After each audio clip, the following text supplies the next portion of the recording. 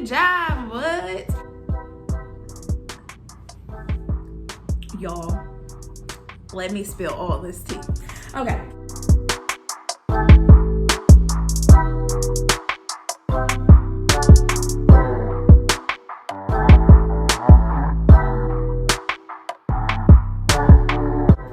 What is up, y'all? So I'm back with another video. Guess what? Your girl got a new job. What? Yes! Okay, so I know the last time I was talking about I love my job, but you know, so this one is I got a whole new job. What? So in the span of a month and a half, my life completely has changed directions, and I'm like, okay, let's do this. So I'm gonna tell you guys all about it. Let's go. On May 3rd, I applied to Portland, Oregon for the Black Cultural Competency Teen Librarian job. I was really excited because that's pretty much everything I've ever wanted to work with in a title. So I really wanted to go for it.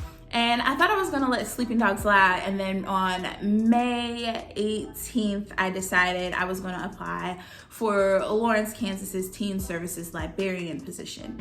It's not too far away, but it is out of state still and just a different experience. And I have the qualifications, you know, I have a lot of experience. I've worked in libraries when I was an undergrad. I worked a little bit in them during my time with the YMCA, teaching robotics and coding. You know, I've worked with libraries for the past almost 4 years.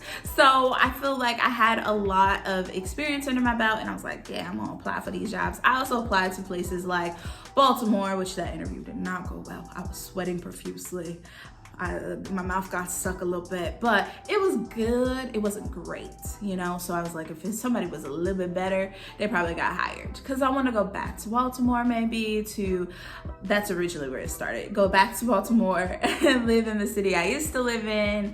Or do I go to Tennessee? You know, where do I go? Where in the world should Sahara go? So I applied to Iowa. I applied to Illinois. I applied to a bunch of places. And honestly, the rejections started rolling in because they're like, oh, you don't have the qualifications. You don't have your master's degree yet. And I'm like, yeah, I don't, because I'm still in school. I got 1 more year to go. You know, and you usually apply to these jobs a little bit closer to graduation, right? But I really felt the need to focus on my word for the year, which is save. And I really wanted to work on my finances. So I was praying to God, and I'm like, hey, God, you know, either we need a part-time job or we need to earn some more money somehow. I was like, I'll do the work, but I just need the opportunity. And that's when it was really kind of cool because I started making money on YouTube. Thank you guys so much for watching. You're amazing. Make sure you like, subscribe, you know, stick around. Fitness is coming back. Just your girl going through some things right now. All right. But, you know, God really opened up the door and was like, okay. So on June 12th, I scheduled an interview with Lawrence. And I was like, oh yeah. Awesome. And it moved very quick. Now, libraries usually move slow, y'all. Like, because they got a lot of process to go through and all this, that, hoops and hoopla. Lawrence moved very, they were on it. And I was like, oh, this is nice. Okay, it took like 2 weeks to get everything together and get the job. You heard that right. I got the job. Oh, snap. That same day, Portland hits me up and like, hey, you made it to the next round for interviews. I'm like, oh no, what? And then a job at my library opened up, you know, for a promotion and higher salary, and I was qualified to do it. I have the experience, I have the supervisory experience, so I'm like, let's do that then. Right? I wouldn't even have to move. I could just stay where I work, you know, finish school up and then maybe move after. You know, get some of that managerial experience under my belt because it was for the manager of Central Youth Services. I was like, yeah, let's do it. Well, then everything just felt sped up. It really took me a week to realize that my priority lied in really moving to a different state. And I, for the first time, was able to negotiate salaries and kind of explore what I wanted out of a career. Like, what expectations do I have? What experiences do I want to put under my belt? What do I want my resume to look like as I continue in this career path? And a lot of people are like, yeah, administration is the next step, you know? And I'm like, I want to be a librarian. If I'm not a librarian and I'm more of a manager, I'm like, that's great. But what's that money doing? No. Like, I could be a manager if I'm making really great manager money, you know, but it did come down to the dollar, you know. Black women are overworked and underpaid. What I learned during lockdown is that I say yes a lot. I say yes to the point that I am overwhelmed and over capacity. I say yes to the point that it was not healthy how much I say yes to, instead of taking the time, stepping back and really going, nah, that's too much. It's too much. It is too much. Stop. Like, stop. We live in a culture where it's okay to like overwork people and then you want to underpay them. Like, what?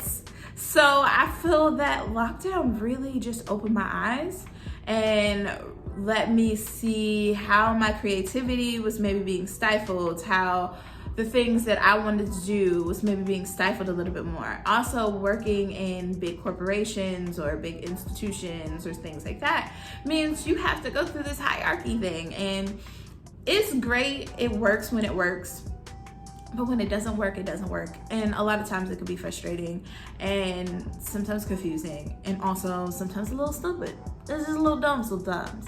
Everybody know it. Everybody know it's dumb. Nobody won't say it's dumb, but it's dumb. It's dumb.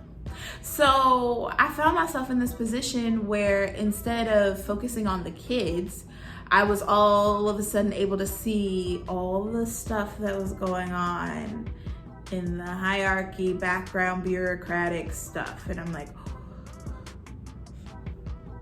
okay, cool. I don't know. It was really hard, y'all. And I say this not to talk trash about like my previous job, because that's not my goal, intention, or purpose at all, to talk trash about anything. We get caught up and we like are saying yes, overdoing. And sometimes people don't value or appreciate that or even know what all we do, right? And then I think people say things casually and they make it about paper and about what is officially on documents.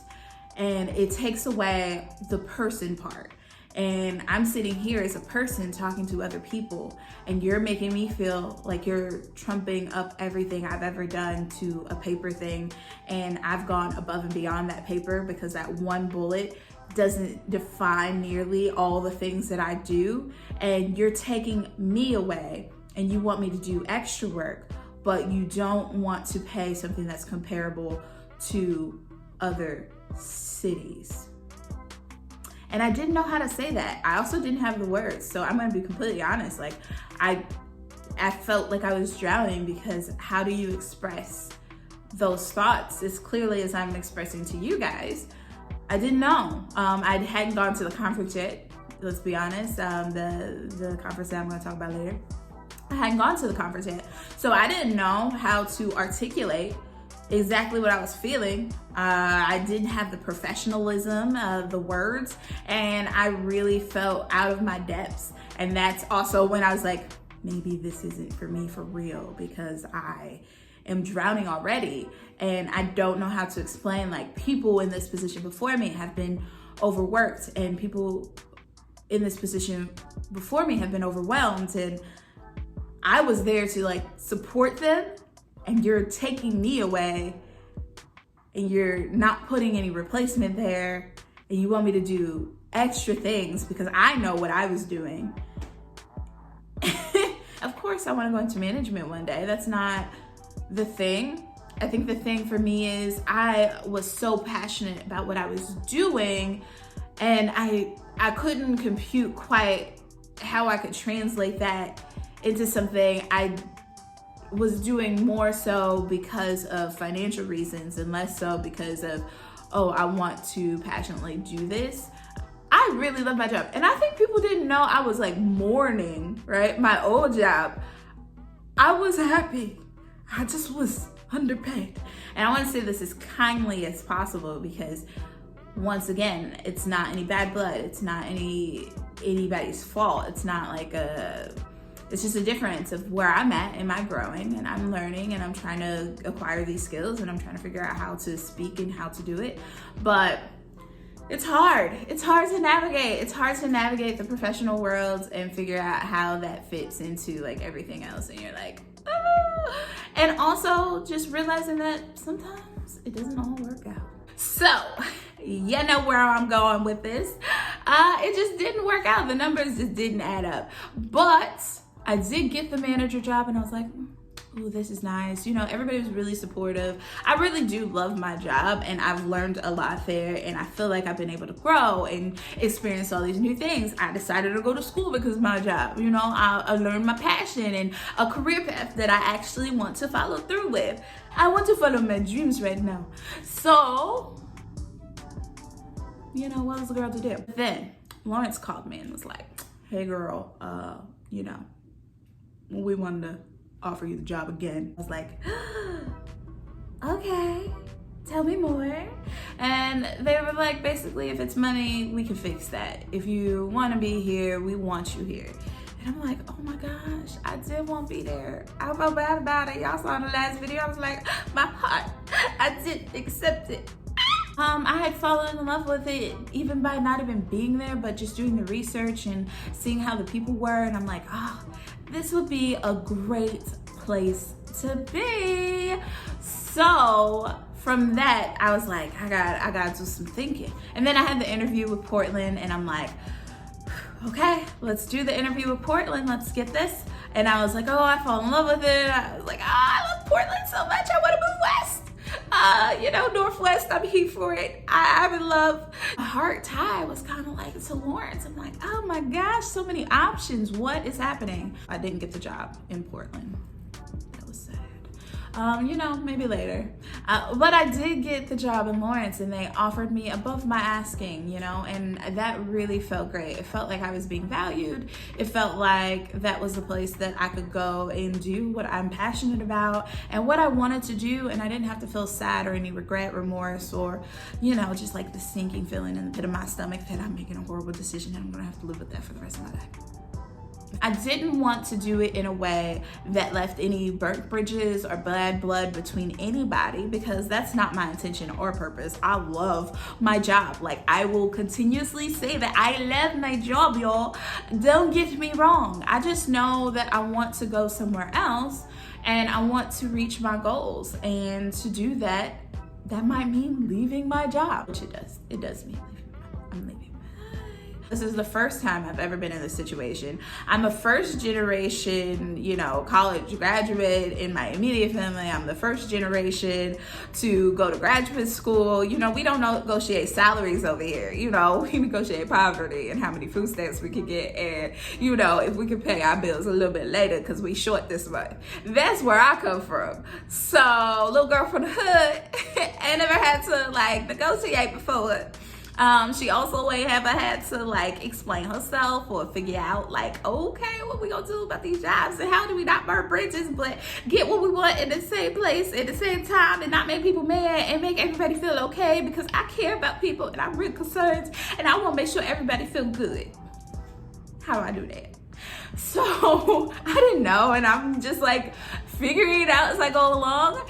Helpful if you join like organizations or associations that have to do with what you're doing and, you know, people who look like you can help you out. So I decided to join the Black Caucus American Library Association, which is amazing. And they had a national conference of African American librarians. And that was amazing because I was learning all of these things about how you negotiate, how do you talk about a salary, how do you get a mentor, how do you do all these professional things when you're not from that background and you're continuing in this career and you really need the help, right? You can't just do this on your own. And that is what I'm learning. I'm like, oh, I have to network. I have to like talk to my coworkers and be, you know, that person that reaches out and goes, hey, let's do lunch and stuff. And I've been able to do that somewhat, but with intention and purpose and making sure I'm continuing that as I continue in this career path, because that really does make a difference. Having people who support you, having people who can give you advice, having people who can, you know, tell you little things in your ears so that you know what you can do better and how you can learn better and how you can just grow more is really important, and something that I honestly sucked at and kind of skipped that part in college. There was a lot of opportunities to do so. Let's be honest, college is all about networking, and I didn't get that when I was there because I didn't know necessarily. There were other people who focused on that, but I did not. Man, I really missed out. And I knew that my senior year. I was like, oh, I'm missing out. I'm not doing all the right things. But anyway, y'all, I got the job. I'm moving. That video's gonna come. I'm moving. I'm excited. Let's do it. Let's get it. Let's go. Love y'all. Like, subscribe. See you later.